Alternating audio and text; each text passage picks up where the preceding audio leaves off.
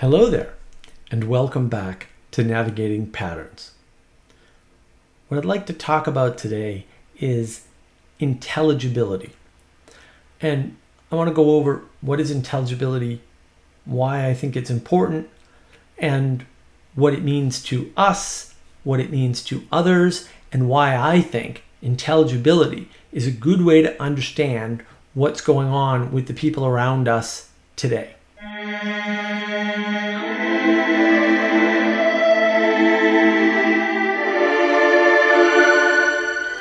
Now, when I talk about intelligibility, what do I mean? What is this intelligibility?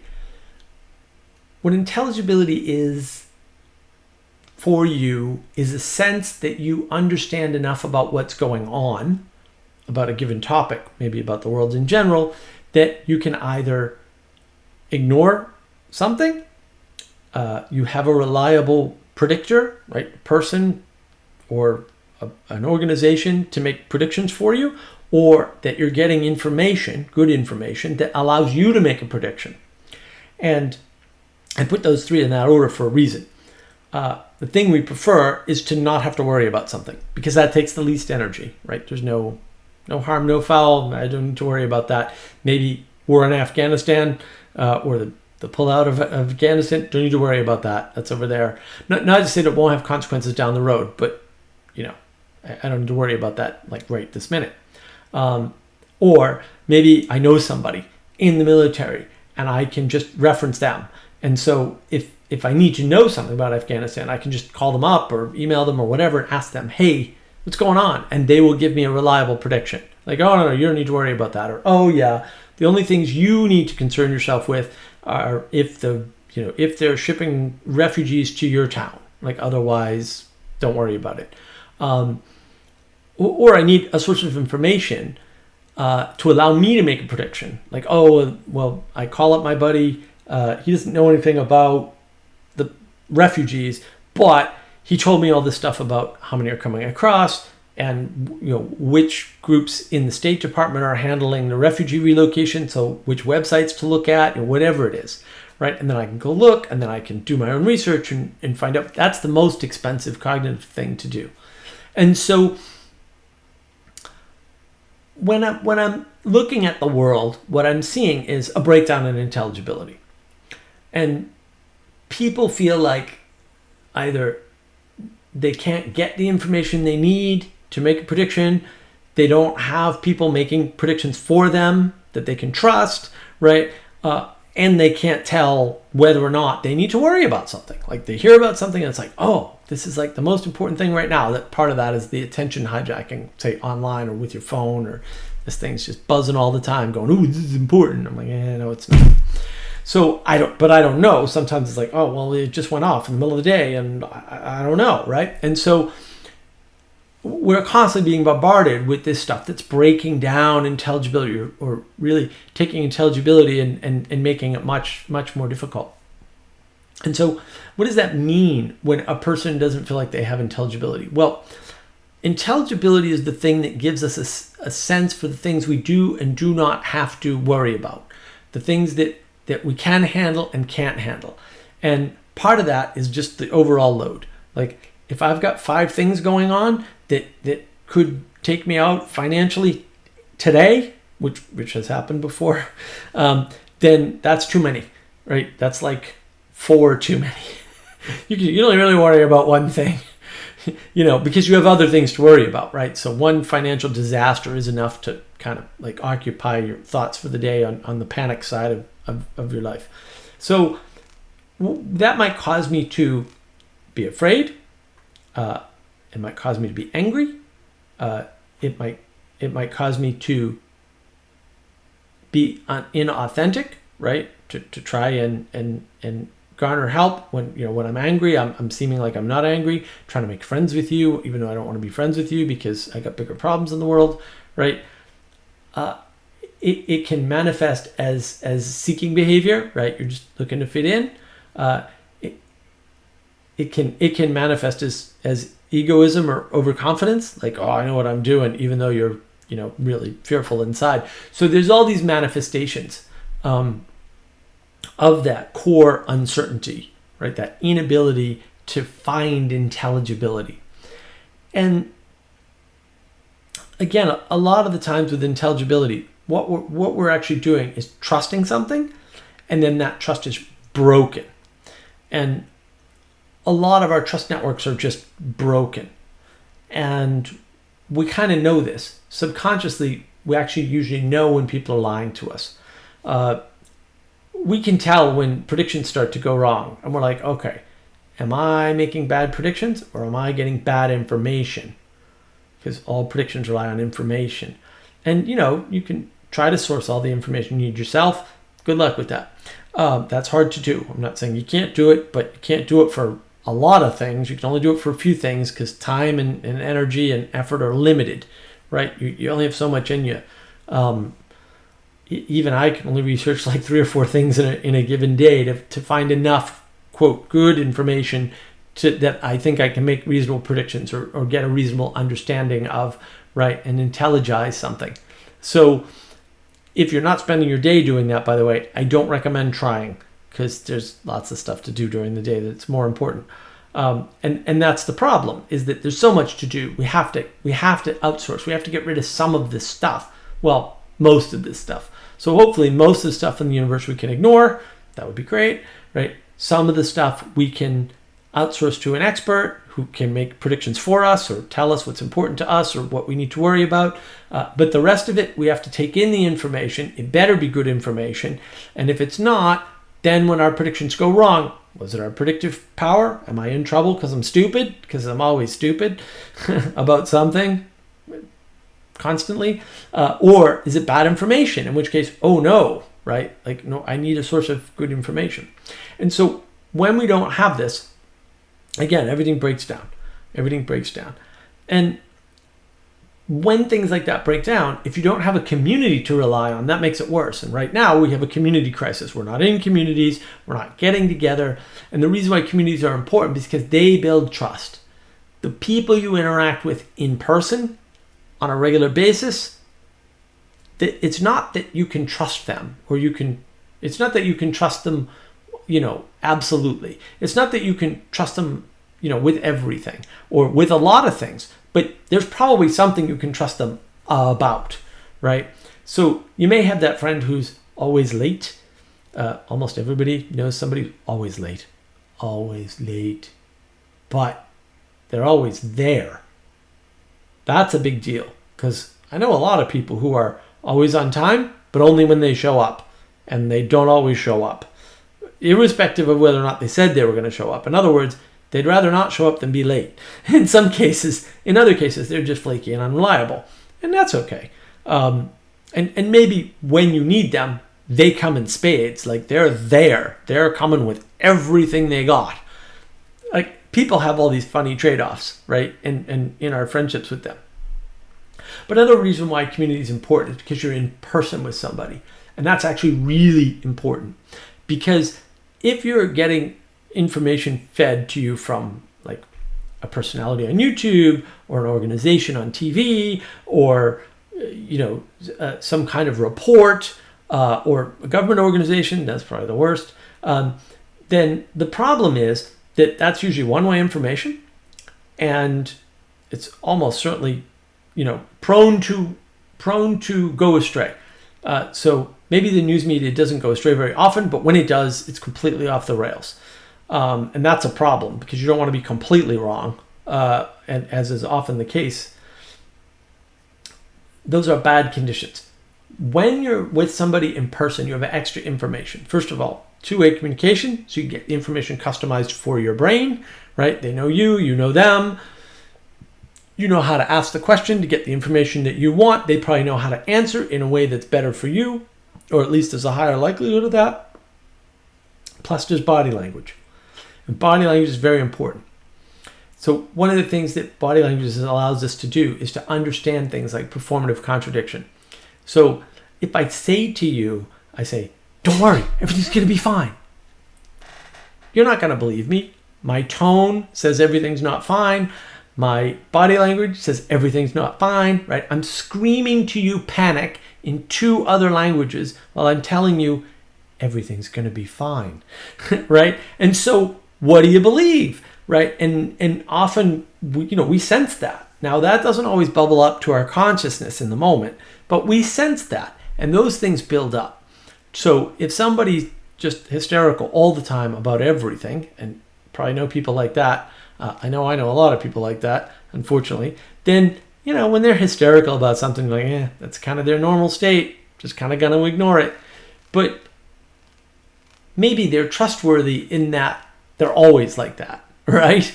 And so there's something trustworthy there. But if their body language or their tone doesn't match what they're telling you, that builds up in you. And you either learn, this is the person who always cries wolf, or you learn, this is the person who always overstates everything. Not inaccurate, just an overstatement, right?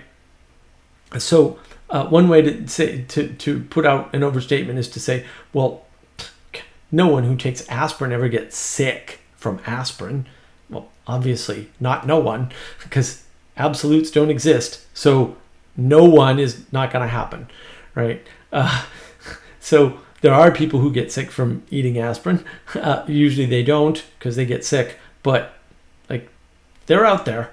And so that's just an exaggeration. And it's a perfectly reasonable exaggeration too. You got to afford people a little looseness with the language. Or with their understanding or expression too, because there's all three issues exist. But you'll get a sense for that. If their body language and their tone matches what they say, that's reliable.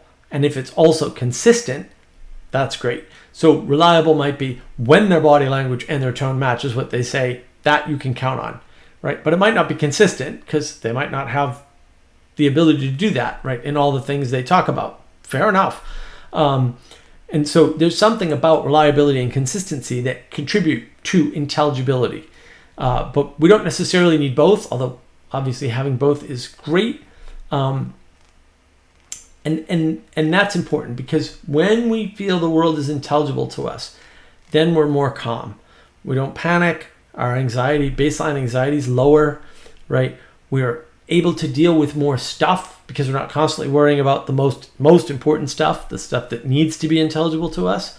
And we have more cognitive space, right? Our cognitive load is lower, so we have more cognitive space to think about other things, maybe other things that are important to us, because we're always kind of on the verge of being overwhelmed, or many of us are anyway. And it really is about that ability to trust that communities give you a lot more information, right? Also, when you're in a community, usually, if you need to worry about whether or not town hall's going to do something funny, but Jerry is on the board, right, or something, so he knows what's going on. But then you talk to Jerry and you're like, hey, Jerry, how about Bill's farm? And Jerry goes, well, I don't know much about farming, right? It's like, oh, maybe if there's a farming thing, even though Jerry's at town hall, right, he won't notice that town hall is doing something that affects a farm, because he doesn't care about farms. Fair enough, right? So there's a lot more information there. Of course, you have to engage with your community as though people are not just vending machines for one thing. Like, oh, I only talk to Jerry when I need to know something about town hall. Bad strategy. But this is what communities are good at, getting you mixed up, in other things, so that you can tell how reliable people are, how consistent they are, how much their body language and their tone matches what they're actually saying, how much what they're saying needs to be translated into your language, right? All of these things. And then once it is translated into your language, there's a lot there that can help you out. And so that is what's really important to us, is having that intelligibility. And when those trusted sources break down, and that's very much where we are today, and we don't have that personal sort of high-touch interaction that we need, that's when things get funky. And I've talked about this before, right? So in my conspiracy video, I talk about what people are looking for is intelligibility. They don't need to control it. They don't need to predict it necessarily. They just need to know whether or not they need to worry about it. Like, is this something I need to pay attention to? No. Then get it out of here. Nice and low energy, as I mentioned before, right? Oh, Okay, maybe I need to be able to predict it. And in that video, I used lizard people running the government. If the lizard people are running the government, that might be okay, because maybe you know the lizard people aren't out to get you, but they might be out to get those other guys. And that's fine, because those are the other guys. I need to worry about me first with lizard people. I can confirm that, by the way. If there are lizard people, worry about you first. But if it's a situation that might affect you directly, that you can't have a trusted predicted advisor on, or hopefully you do have people that can predict, and also you look at the good information yourself and you have a source of good information, now things are intelligible. But that's our least preferred, because again, if you've got to do the work yourself, that's a lot of energy, and we don't want to use that energy up. So the real problem is when the information breaks down. When we have too much information, we also have too much bad information. But too much good information can overwhelm our ability to sort the information. So when information comes in and we need to make a prediction for ourselves, right? And then that prediction goes wrong. Did we make a bad prediction, or did we have bad information? That's a big problem. Because if we can trust the information, then we know we just made a bad prediction, and that's something under our control to address. Maybe we can't fix it, but maybe we can fix it. But if our information's bad, that might be totally out of our control. How do I find out what good information is? Because good information will give me good predictions. But if I'm a bad predictor, all the good information in the world isn't going to work. Like, this is a problem. This is a big problem. And that's sort of the problem we're having today, because we're overloaded with information. There's lots of bad information out there. We can't sort information ourselves. We have a lack of trust in experts, right? There are a lot of people who weren't experts telling us things and making bad predictions. And we know they're bad predictions because a lot of times these things play out over time. And we're like, oh yeah, that guy definitely lied about that. Or, oh yeah, he said this and then he said that. And these are contradictions. And maybe in the moment you're okay with the contradiction because you have to be, because you're in the moment. You're like, oh, I'm seeking to not be afraid or anxious or whatever. So I'm just going to believe this for the moment and we'll sort it out later. And then maybe later never comes. Maybe you never think about it again, right? And that'll cause you anxiety, whether you realize it or not, right? And so all these things need to be taken into account. But as intelligibility breaks down for you, it breaks down for other people too, in general.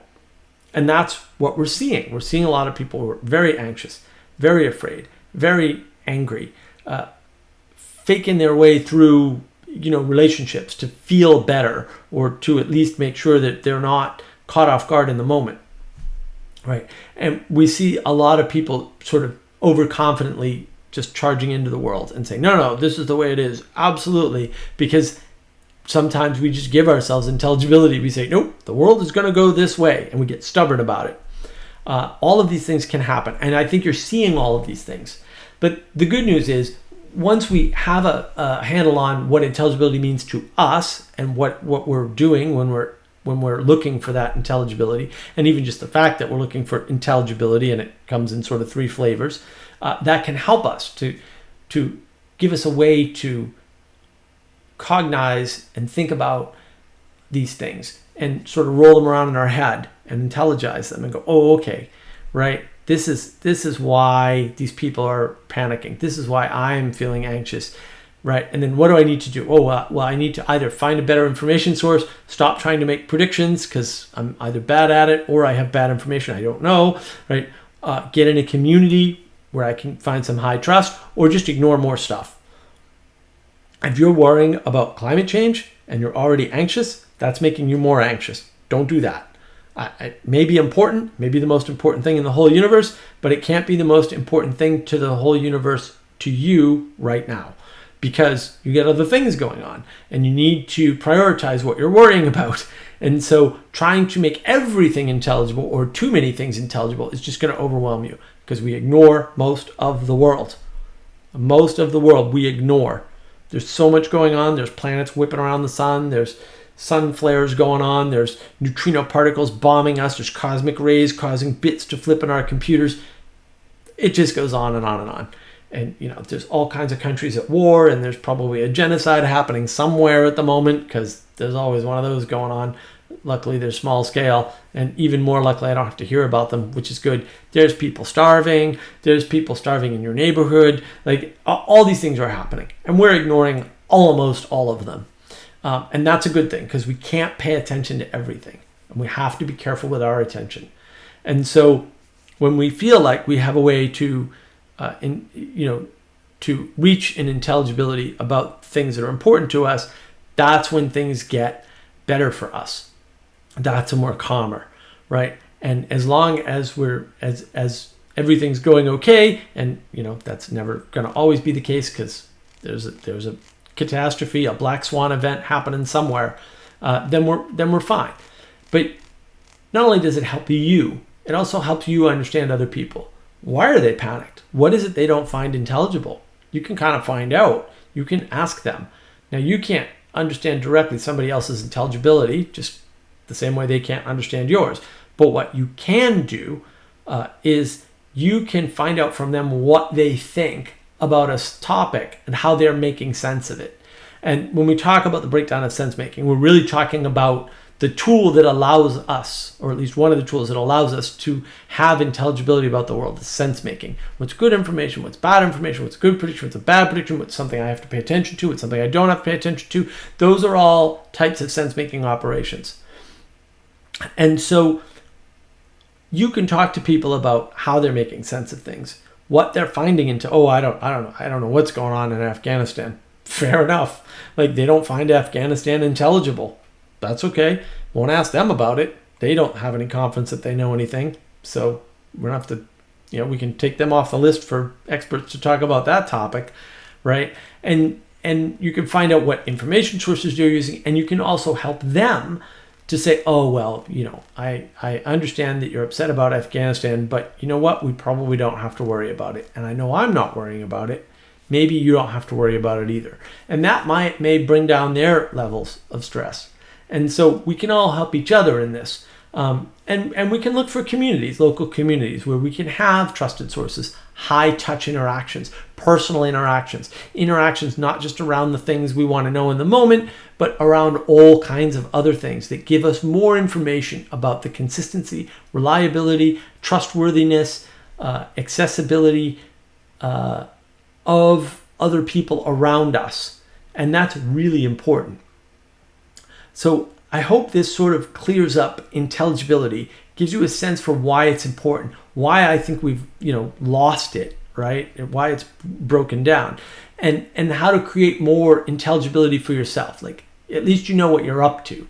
And I'll probably be doing more stuff on this in the future in terms of, how we resolve some of these issues, or at least resolve them to the best of our ability, our limited ability. And again, we can't pay attention to everything, and that makes attention very valuable. And this is part of intelligibility, because again, if you try to overwhelm yourself by trying to make too many things intelligible, you're just going to hurt yourself. You're going to make yourself more stressed, more anxious, more afraid, more fearful, right? Or overconfident, or whatever, as a way to get out of that situation. And it's important that we spend our attention carefully, and intelligibility helps us do that. And because you're taking the time and attention to watch my video, I'm very grateful.